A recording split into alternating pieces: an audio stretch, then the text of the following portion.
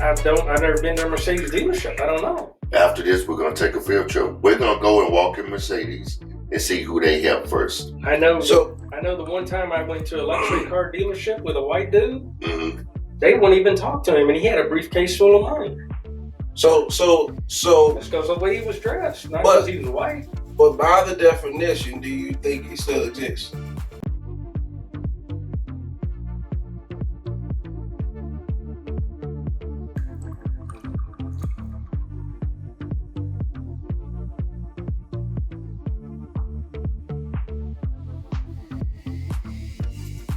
Yes or no? Yes or no? Nothing else. I told you the 70% of that definition, no. The 30%, yes. So not fractions, because Well, it's because it's so in depth. well, it is in depth, but this is We need to bring up a sort of definition. but the fact that we'll attach the definition to this too. But the fact that it is in depth will show you when he said it doesn't exist. So if it's so in depth, then you got to take percentages to say yes or no, which means that in some parts of it, there's still some systemic racism.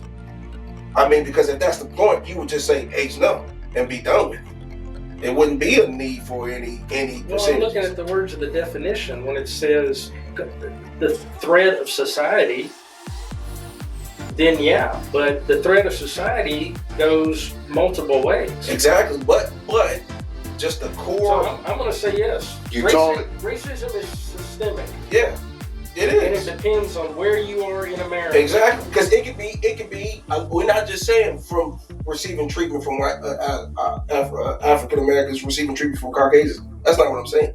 Because it could go flip. It could go flip. It could flip. But that definition only says black and white. Right, It but doesn't say Chinese, true, Japanese, Mexicans. true.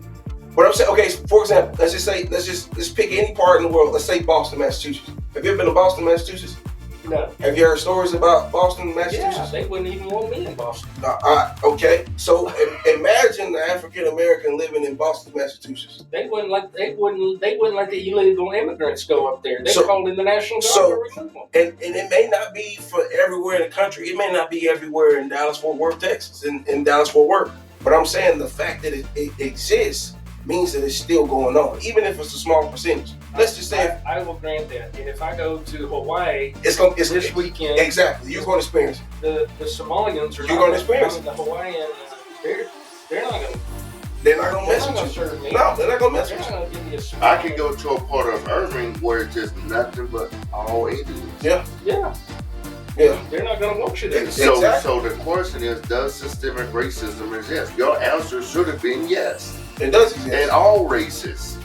I agree with you, but by that definition, It does I say- disagree with you. It does say by white. It does say by white, their white counterparts. But even if it's a small percentage of 2%, it still exists. It still Just exists no from a matter percentage what. standpoint. Now, Whether it's black and white, Indian and black and Mexican, it exists. No matter what, it exists. yeah. So yeah, it pretty much does exist. Now, as far as the topics about the DBEs and DBIs and all that kind of stuff, there is a lot of people taking advantage of the system. I 100% agree. There are people that are underqualified that got the jobs just because of their But that is small and few compared to the people who actually did qualify and was told, no, you can't do this job. right. There's So- a lot. There's a lot. So what you're talking about is the people being taken advantage is a very small percentage versus the people who did deserve the job and never got it. and never got it. Yeah, that's true. Who did meet it. And also just from a different race, not even African American, you can look at other races, Caucasians and other races. I'm sure they had people that got the job just because of the race of their skin. Because who their daddy was True, or who true, their uncle was. And it does exist. As far now for this topic, I just want to say this for the group and the people out there. I don't agree he should have been killed. Oh, I don't agree. Any Definitely should be killed. don't agree that he should be killed for his political views. But I think I can say I don't want anyone for any harm to be done. He Right. left behind two beautiful girls, a wife. Yeah. You know, but if the question is ever asked, Do I believe in his views? Hell freaking no. Yeah. So yeah, he took a certain standpoint that people necessarily didn't agree with. I hate that it got to the point where a life was taken, and thousands of lives are going to be changed because those kids that were there, students that were there, I mean, they witnessed a murder. To be honest with you. And something else I don't agree with. You know, I don't know where this. He was a racist. I never thought he was a racist. Nah, yeah. You know, after he got killed, several black colleges had to shut down because they was getting terrorist threats. Yeah. They was getting bomb threats. You guys took out Charlie Kirk. The guy who took him out was Caucasian. So I don't know why all these people had to stop their education and they started blaming black people for something that happened to Charlie Kirk. Over 10 colleges had to shut down that day. I haven't heard any of the coverage of their blaming black people. Oh yeah, they shut down several. HBCUs. Yeah, they got shut down. They got shut down because they received death threats and everything. Yeah. People was messaging the Instagram and Facebook accounts saying they come up to the college to shoot the college up. So yeah, they had to take precautions. Yeah, they take precautions. But yeah, it's an unfortunate event. I think it was one or two more shootings that happened in America. Wasn't it a shooting at school? And no one even highlighted that. You had a school shooting in Evergreen. You had a guy get beheaded in Dallas. Yeah. It was another incident I can't think of right now.